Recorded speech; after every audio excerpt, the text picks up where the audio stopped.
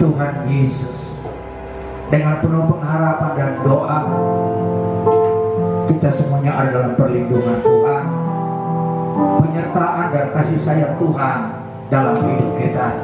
Mari Ibu Bapak, saudara-saudara kekasih Tuhan yang ada mengikuti siaran ini, saya mengajak untuk kita bersama-sama datang kepada Tuhan dalam kerendahan hati. Satu pujian yang kita mau angkat lebih dahulu. Aku datang dan bersujud di hadapan-Mu. Puji Tuhan.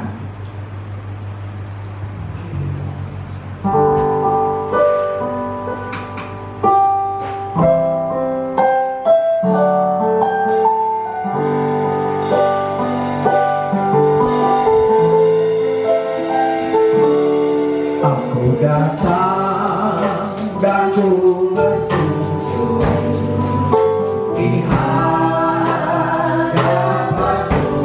Ku rasa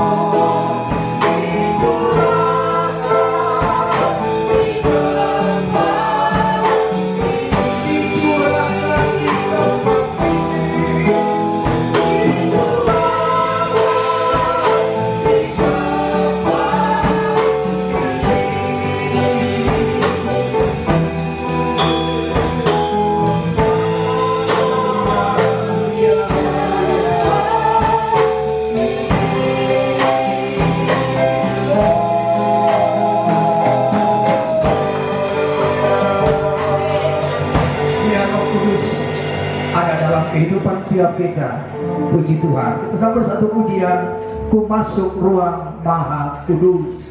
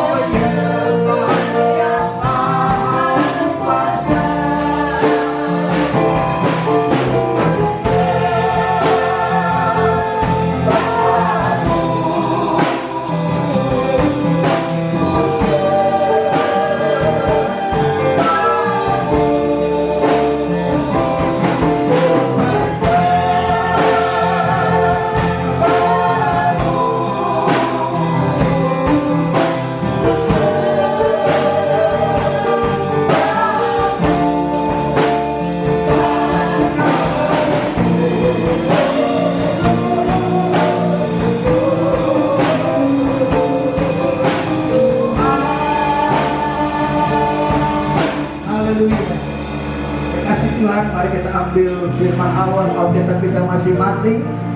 Kalau kita akan membaca dalam 1 Korintus pasal yang kedua pada ayatnya yang ke-10. Ayat 12, maaf, 1 Korintus pasalnya yang kedua pada ayatnya yang ke-12 menjadi pokok renungan kita pada minggu tanggal 7 bulan Juni tahun 2020.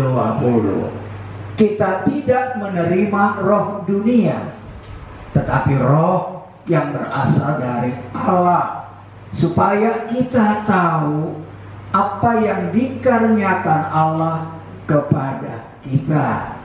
Puji Tuhan, saya ulangi bacaan ini. Kita tidak menerima roh dunia, tetapi roh yang berasal dari Allah, supaya kita tahu apa yang dikaruniakan Allah kepada kita. Puji Tuhan, kekasih Tuhan, kita boleh ada di dunia ini, dalam lintas dunia ini, semuanya ada rencana Tuhan, semuanya ada maksud Tuhan. Allah tidak jadikan manusia pertama Adam ataupun Hawa secara sia-sia, tapi Allah katakan bahwa semuanya baik. Demikian maksud Tuhan dengan kehidupan manusia di dunia ini.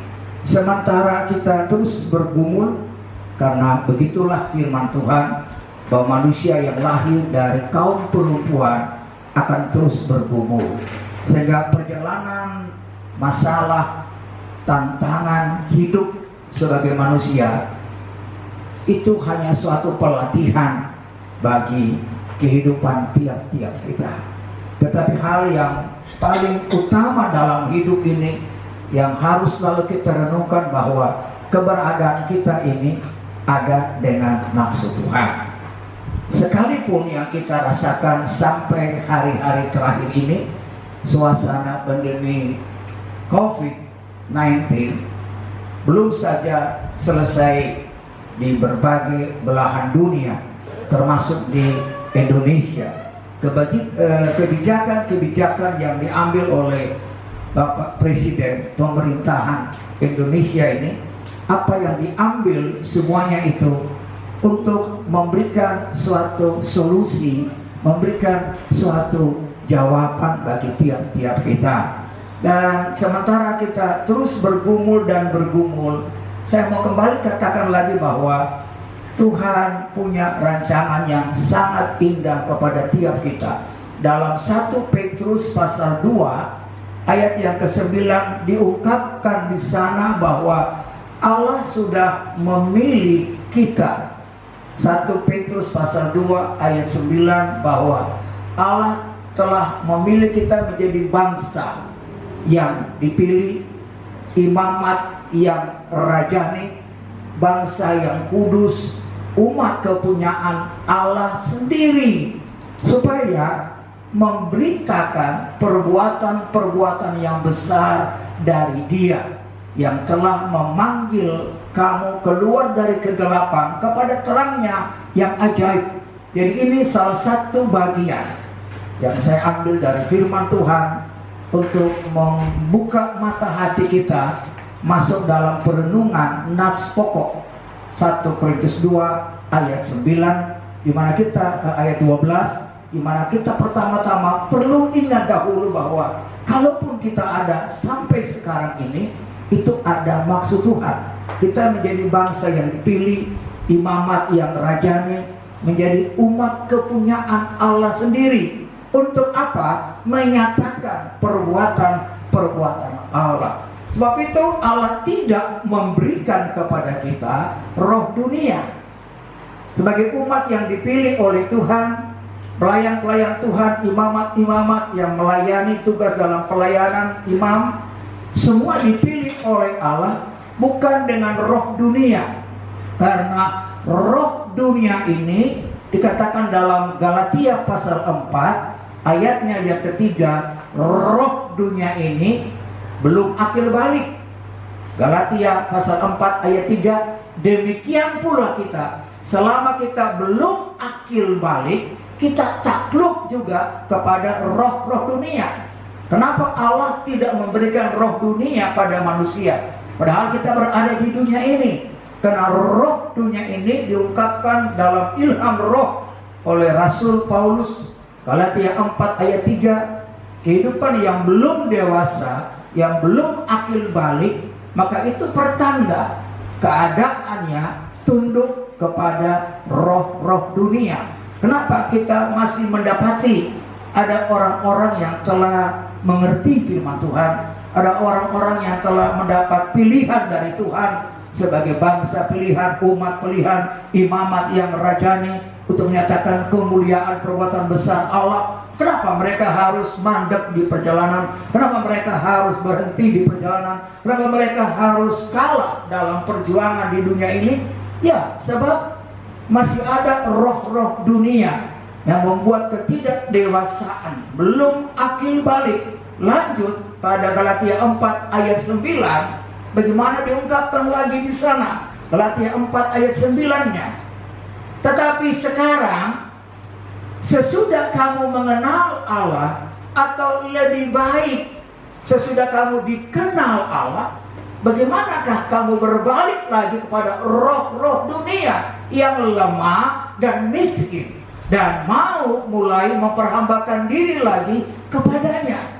Roh dunia dijelaskan lebih lanjut pada ayat 9 dalam Galatia pasal 4, bahwa roh dunia itu lemah, roh dunia itu miskin. Kita diperbudak oleh keadaan roh dunia. Sebab itu Allah tidak memberikan kepada umatnya, kepada hamba-hambanya, kepada kekasih-kekasih pilihannya roh dunia. Kalau gereja dihinggapi oleh roh dunia, maka gereja akan terus lemah. Tidak ada kekuatan, tidak ada kemantapan dalam pengiringan kepada Tuhan. Akan terus jatuh dan jatuh dan jatuh. Gereja juga akan menjadi miskin. Artinya tidak bisa mengalami kuasa Tuhan. Banyak yang kehidupan sudah percaya kepada Yesus, tapi yang miskin rohani. Ia tidak pernah mengalami mukjizat. Ia tidak pernah merasakan arti kesembuhan dalam hidup dia. Ini ditunjukkan bahwa roh-roh dunia semacam itu. Mari kita kembali kepada ayat pokok kita untuk saya ajak lagi lebih dalam. Kita tidak menerima roh dunia. 1 Korintus 2 ayat 12. Karena roh dunia tadi kata Galatia 4 ayat 3 tidak mendewasakan. Ayat 9-nya Galatia 4, roh dunia itu miskin, roh dunia itu lemah dan diperhamba. Sebab itu Tuhan tidak memberikan roh dunia, tetapi roh yang berasal dari Allah. Mari kita bertepuk tangan kemuliaan bagi nama Yesus. Roh yang berasal dari Allah. Allah yang tahu, karena Allah yang jadikan semesta alam ini. Allah juga yang ciptakan manusia. Allah tahu kemampuan manusia, keberadaan manusia. Tapi bagi yang percaya kepada Dia, sebagai orang yang dipilih oleh Dia, Dia tidak membiarkan gereja atau umatnya dalam roh dunia ini. Sebab itu Dia beri rohnya sendiri, roh Allah. Roh Allah yang dicurahkan 2000 tahun yang lalu di Yerusalem, di loteng Yerusalem. Tapi saya mau katakan lebih dahulu, sebelum roh Allah dicurahkan 2000 tahun yang lalu, sebenarnya roh Allah sudah dinyatakan. Kejadian 1 ayat 2 dikatakan bahwa roh Allah berlayang-layang di atas permukaan air. Kejadian 1 ayatnya yang kedua berkata, oh ya, bumi belum berbentuk dan kosong, gelap gulita menutupi samudera raya, dan roh Allah melayang-layang di atas permukaan air. Jadi jelas kenapa roh Allah sejak dahulu sudah ditunjukkan, sejak awal kejadian alam, sejak segala sesuatu Allah ciptakan. Maka Allah pertama-tama juga menyatakan rohnya, supaya dengan roh ini akan memberikan kemampuan kita bisa melakukan segala sesuatu, bukan semata-mata karena kuat kita. Itu kata Sakarya 4, bukan karena kuat kita, tapi karena roh. Jadi roh Allah yang berlayang-layang pada permukaan air ini memberikan suatu jaminan bagi kehidupan kita. Saya mau coba tunjukkan kepada ibu bapak kekasih Tuhan, untuk mari kita mengerti bahwa zaman dahulu roh Allah itu hanya ditunjukkan sesaat. Ketika saat-saat yang diperlukan oleh manusia, oleh orang-orang yang Allah pilih untuk menyatakan perbuatan-perbuatan yang besar, maka tiba-tiba di situ roh Allah bekerja hanya untuk sesaat, tidak secara permanen terus berada pada anak-anak Tuhan. Hakim-hakim, saya mau tunjukkan di sini, Hakim-hakim pasal 14. Bagaimana roh Allah cuma sesaat, tidak secara permanen sepenuh ada. Dalam Hakim-hakim 14 pada ayatnya yang ke-6, pada waktu itu berkuasalah roh Tuhan atas dia. Dia ini Simson. Pada waktu itu berkuasalah roh Tuhan atas Simson, sehingga singa itu dicabiknya seperti orang mencabik anak kambing tanpa apa-apa di tangannya. Kekasih Tuhan, Tuhan pakai dalam pernyataan roh untuk sesaat pada orang-orang pilihan masa itu. Saya baca juga Bisalel, seorang yang dipakai Tuhan untuk membangun kemah tabernakel, itu pun hanya sesaat. Roh Allah diberikan pada waktu itu hanya sesaat. Simson dalam menghadapi singa yang sedang mengaum, singa muda yang baru saja keluar, dan dia mencoba untuk menyerang Simson, tapi tiba-tiba roh Allah menguasai dia sehingga singa itu dicabiknya. Oh haleluya, puji Tuhan, roh Allah menguasai dia. Saya ulangi lagi pada Hakim-hakim 14 ayat 19. Peristiwa yang kedua lagi terjadi. Maka berkuasalah, Hakim-hakim 14 ayat 19, maka berkuasalah roh Tuhan atas dia. Dia ini Simson.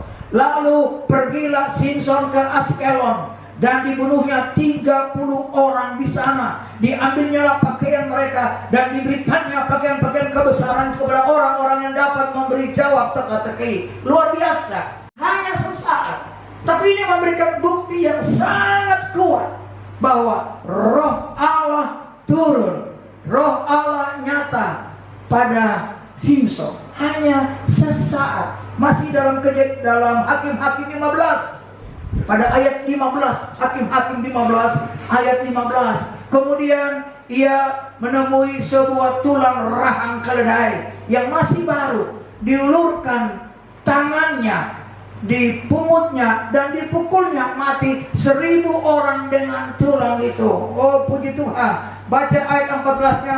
Setelah ia sampai ke Lehi, dan orang-orang Filistin mendatangi Lehi, dan orang-orang Filistin mendatangi Sikor, dan bersorak-sorak, maka berkuasalah roh Tuhan atas dia. Jadi saya mau tunjukkan lagi bahwa pada waktu itu roh Allah memang sudah ditunjukkan, tapi hanya sesaat untuk menyatakan perbuatan Allah yang besar. Musa juga dipenuhi dengan roh Allah. Tapi saya mau katakan, dalam Bilangan 11, ketika 70 orang tua-tua berada bersama-sama dengan Musa, Allah ambil sebagian rohnya yang dari Musa, lalu memenuhi 70 orang. Itu Bilangan pasal 11, mulai ayat 14 menjelaskan di sana. Jadi kelihatan sekali bahwa Allah memberikan roh pada waktu itu di zaman nabi-nabi, hakim-hakim, di zamannya Taurat. Tapi roh Allah masih terbatas. Roh Allah tidak secara sepenuhnya berada dalam kehidupan, tidak definitif dalam kehidupan manusia. Tetapi nanti ketika hari Pentakosta, barulah roh Allah secara definitif, dan sampai sekarang 2000 tahun ini dapat dinikmati. Kita berikan bagi Tuhan dulu kemuliaan. Haleluya. Pertanyaan yang perlu kita pikirkan sekarang, dan ini juga merupakan pengajaran Alkitab. Kenapa kalau dahulu roh Allah hanya sesaat dicurahkan? Jawabannya sederhana, karena Yesus belum dipermuliakan. Apa arti kata Yesus belum dipermuliakan?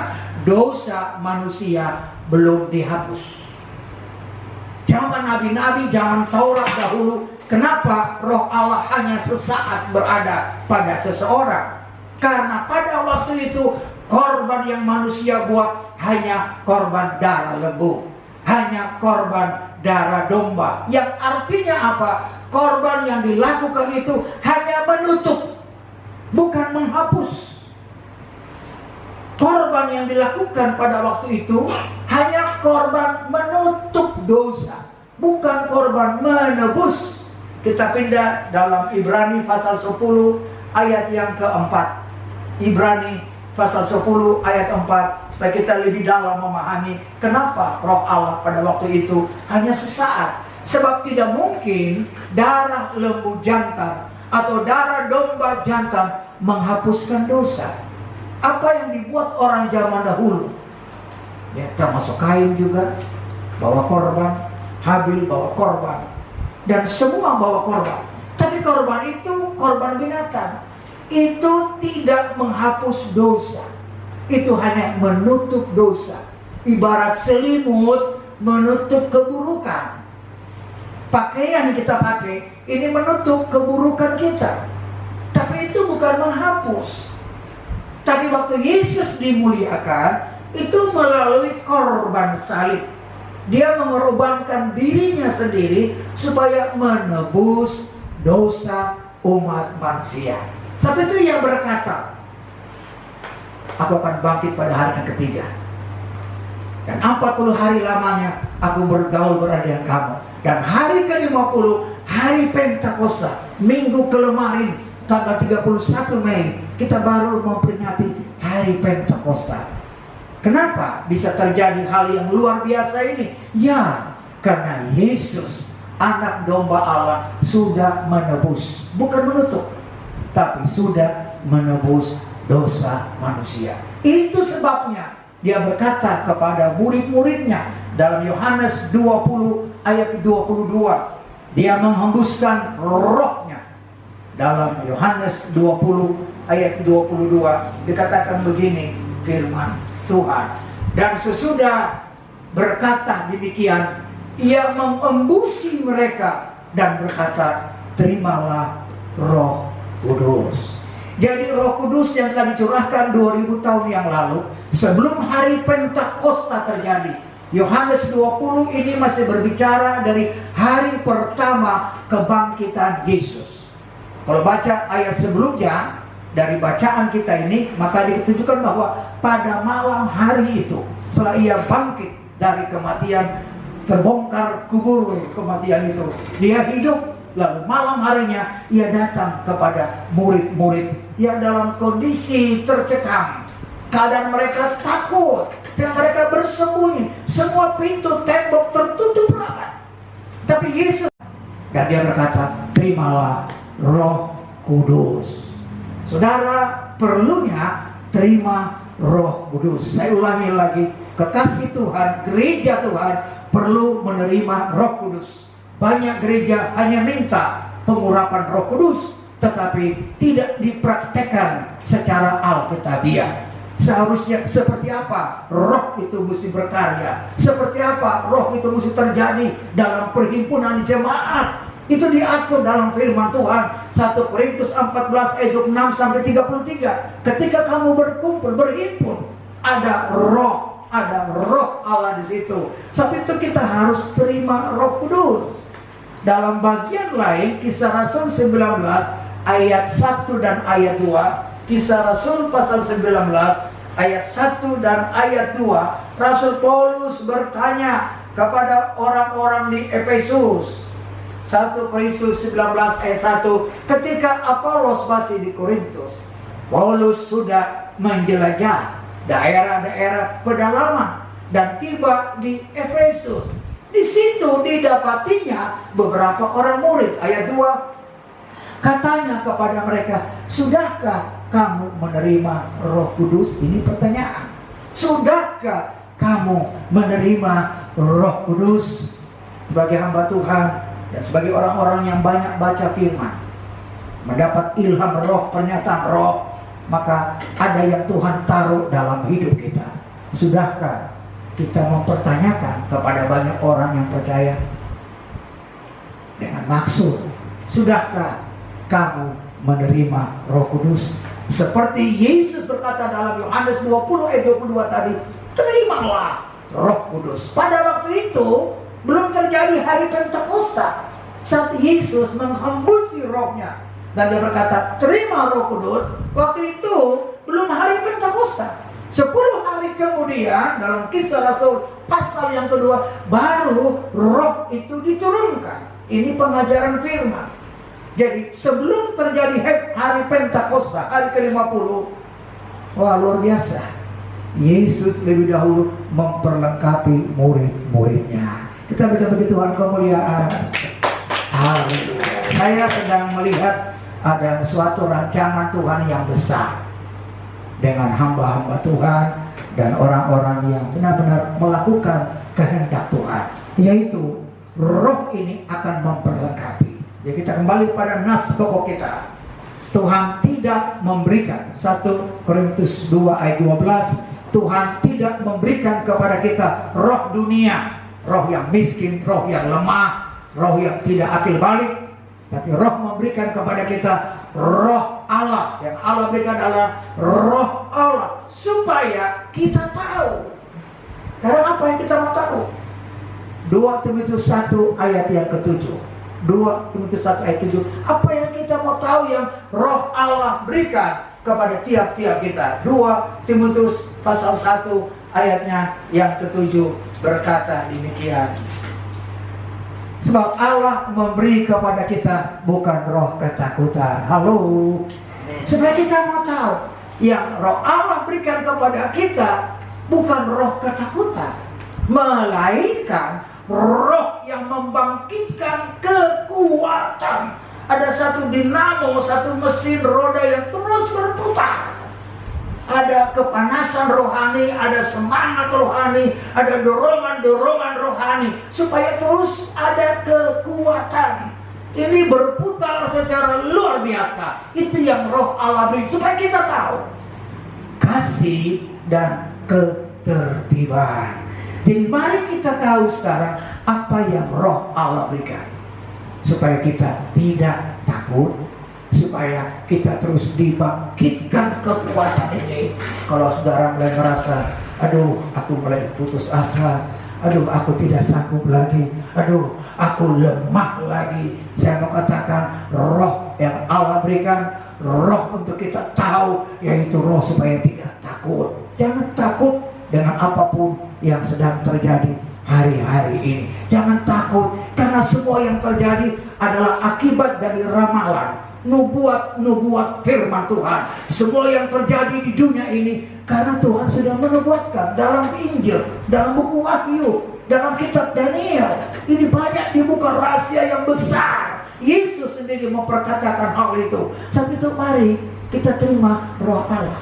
Halo, mari terima Roh Allah supaya kita tahu apa yang Allah beri. Yaitu apa? Supaya tidak takut, supaya dibangkitkan kekuatan kita, semangat kita. Kasih juga ini.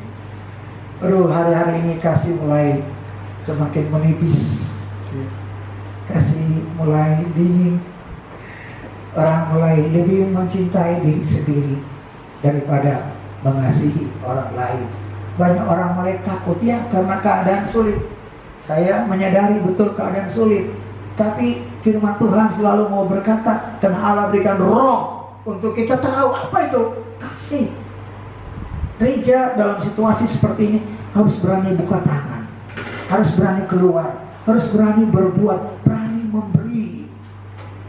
Ada maksud Tuhan dalam pelatihan karena pengaruh COVID-19 ini, supaya orang percaya kepada Yesus, orang ketebusan Tuhan Yesus tetap mempertahankan kasih dan juga ketertiban. Hidup ini tertib, punya satu disiplin diri secara rohani, tidak asal-asalan saja, tidak. Tapi kita mesti melakukan seperti yang Tuhan mau dalam firman-Nya. Puji Tuhan, ada banyak lain yang bisa saya buktikan dalam ayat-ayat nas firman Tuhan. Tapi saya rasa ibu bapak sudah bisa menangkap apa maksud Tuhan. Sekali lagi, Allah tidak memberikan kepada kita roh dunia yang miskin, yang lemah, yang tidak akil balik, yang diperbudak. Tapi Tuhan berikan rohnya sendiri, roh Allah, supaya kita penuh dengan Roh Kudus, supaya kita tahu apa maksud Tuhan dengan kehidupan kita. Jadilah orang yang kuat dalam Tuhan, dan jadilah orang yang terus berpegang kepada firman Allah. Dalam minggu ibadah kita ini, ibu bapak yang telah menerima roti dan anggur perjamuan, kita siapkan roti dan anggur perjamuan. Bagi ibu bapak yang kebetulan mengikuti siaran ini tapi tidak secara langsung menerima roti dan air anggur, saya mau katakan di tempat ibu bapak berada saat ini, sediakanlah kue kering sepotong ataupun roti sedikit. Air putih pun tidak mengapa. Kita mau berdoa, saat Tuhan juga berkati air biasa menjadi air anggur. Mari saya berikan waktu sebentar di mana kita mempersiapkan diri lebih dahulu. Ibu bapak yang tidak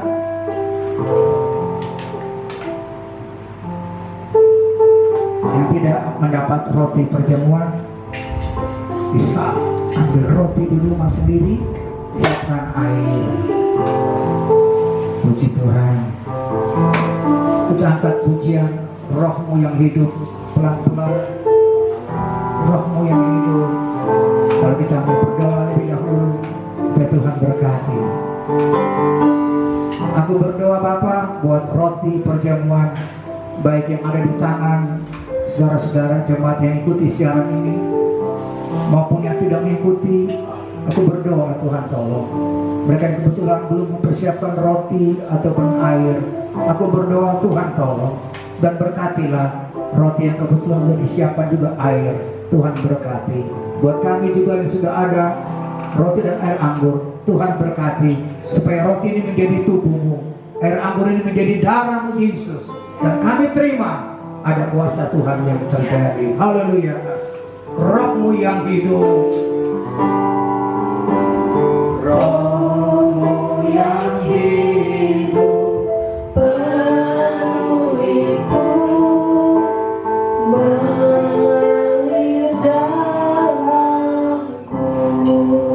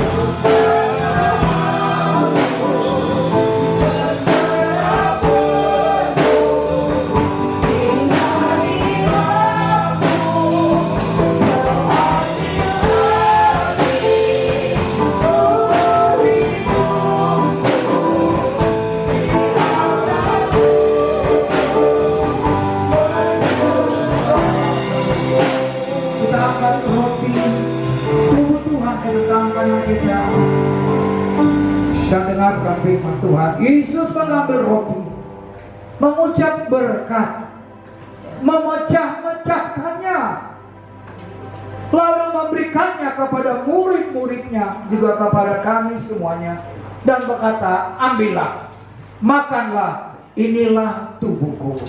Haleluya. Haleluya. Haleluya. Katakanlah haleluya. Haleluya. Izinkan roh Allah, izinkan roh Allah bekerja. Haleluya. Haleluya. Kekasih Tuhan, bukankah roti yang atasnya kita mengucap syukur adalah persekutuan dengan tubuhnya Kristus? Amin. Dalam nama Tuhan Yesus, makanlah.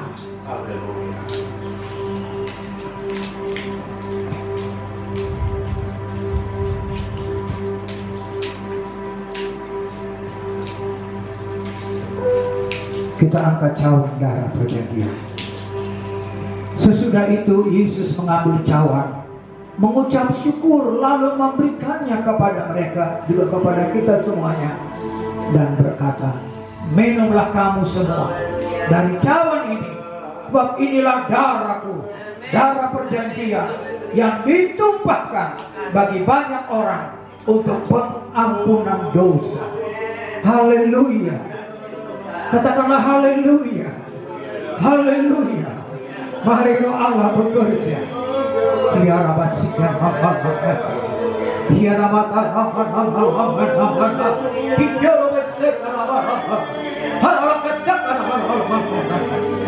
haleluya. Kekasih Tuhan, angkatlah darah perjanjian di tangan kanan. Haleluya. Kekasih Tuhan, dengarkanlah. Bukankah cawan yang atasnya kita ucapkan syukur adalah persekutuan dengan darahnya Kristus? Haleluya. Dengan iman dalam nama Yesus, minumlah.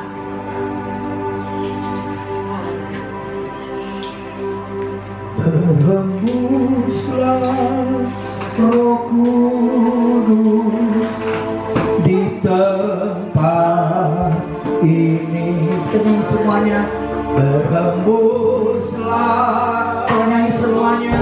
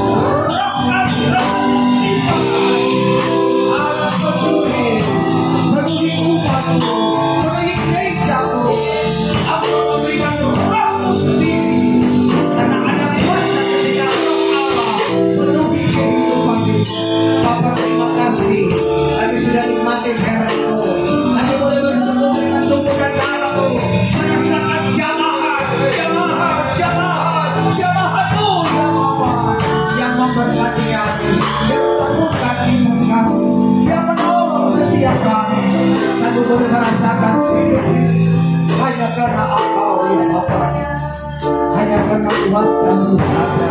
Terima kasih doa kami buat gerejamu. Engkau memberkati gerejamu dalam pelayanan. Engkau menolong gerejamu ya Tuhan. Hamba-hambamu dalam pelayanan pemberitaan Injil di berbagai negara, berbagai bangsa, suku dan bahasa. Di sana nama Yesus Kristus, nama Yesus yang diberitakan, nama Yesus yang disampaikan supaya banyak orang bertobat dan mengakui Yesus adalah Tuhan dan Juru Selamat. Aku berdoa dari yang sakit saat ini, yang sedang ikuti siaran ini. Kalau mereka lemah, aku berdoa. Kalau ada pergumulan tantangan hidup, aku berdoa. Kalau ada persoalan dalam nama Yesus, engkau yang sakit disembuhkan, engkau yang lemah dikuatkan. Persoalanmu Tuhan sanggup selesaikan. Mungkin daganganmu, pekerjaanmu, tokomu, usahamu, penghidupanmu, pencarianmu, keadaan ekonomimu diberkati. Rumah ini kami pakai buat tempat siaran berita firman Allah. Diberkati rumah ini, diberkati usahanya, keluarga dalam rumah ini diberkati. Di tiap rumah sedang mengikuti siaran ini, rumah tangganya diberkati, kehidupan ekonominya diberkati. Haleluya, usahanya Allah angkat turun bekerja. Aku buka jalan kalau ada kemacetan, ada gangguan. Aku campur tangan, berikan kelepasan, berikan kemenangan. Kami percaya berita firman Allah memberikan sukacita, memberikan pengharapan, memberikan semangat dalam hidup ini. Maka kami berdoa buat bangsa Indonesia. Tuhan yang tolong bangsa yang besar ini Tuhan. Tuhan yang jaga bangsa ini, berikan kemenangan. Kami berdoa Bapak Presiden, Wakil Presiden, Menteri-Menteri Kabinet, semua pejabat tinggi kami berdoa, baik Kapolri maupun Panglima TNI Angkatan, maupun semua pejabat tinggi di pusat sampai daerah, supaya semua dipenuhi dengan hikmat dari Tuhan dalam mengambil kebijakan-kebijakan bagi bangsa ini. Kami melihat kemuliaan dan pemulihan yang Tuhan kerjakan, sehingga banyak orang percaya. Buat mereka yang sedang sakit karena pengaruh dari COVID, Tuhan tolong COVID-19 ini yang secara pasti meninggal beberapa orang yang sedang sakit, yang sedang dirawat saat ini. Kepada tim dokter, tim medis, para perawat, Tuhan tolong mereka mengerjakan semua dengan rasa tanggung jawab, dengan cinta. Minta Tuhan tolong semuanya dan selamatkanlah kalau ada yang belum percaya. Keselamatan jiwa ini kami berdoa. Terima kasih Tuhan. Gerejamu ada tanda darah-Mu Yesus. Umat-Mu ada tanda darah-Mu. Setiap kami juga ada tanda darah-Mu. Biar kami pakai dan bawa ini untuk kemuliaan nama Tuhan. Kami akhiri ibadah kami saat ini. Kami percaya Roh Tuhan bekerja. Roh Tuhan bekerja. Kemudian Allah sampai selama-lamanya. Haleluya, saudara kekasih Tuhan. Terimalah anugerah, sejahtera, berkat dari Tuhan Yesus, pernyataan kasih sayang Allah Bapa di sorga, dan pimpinan kekuatan Roh Kudus yang tadi diceritakan itu ada menyertai-Mu, ada menolong-Mu mulai sekarang ini sampai pada hari pengangkatan gereja. Bahkan Tuhan datang yang kedua kali dan sampai selama-lamanya. Di dalam nama Tuhan Yesus kami alaskan doa dan syukur kami. Tuhan memberkati. Amin. Haleluya.